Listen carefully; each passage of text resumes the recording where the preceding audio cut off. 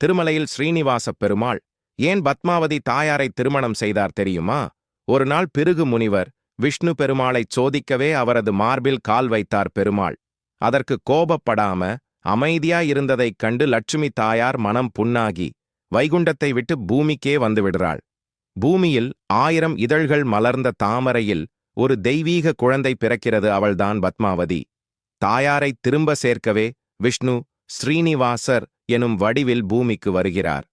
ஒருநாள் நாராயணவனத்தில் மலர்களோடு விளையாடிக் கொண்டிருந்த பத்மாவதியை ஸ்ரீனிவாசர் முதன்முதலாகக் காண்கிறார். அந்த ஒரு பார்வை போதும் இருவரின் உள்ளமும் ஒரே நேரத்தில் மலர்கிறது.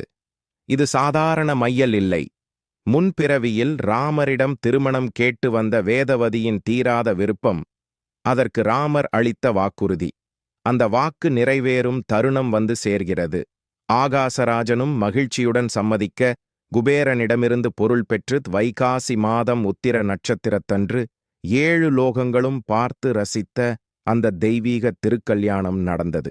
அதனால்தான் திருமலையை ஏறும் முன் திருச்சானூரில் பத்மாவதி தாயாரை தரிசிச்சா பெருமாளின் அருள் இன்னும் முழுமையா கிடைக்கும் என்பதை பக்தர்கள் நம்புகிறார்கள்.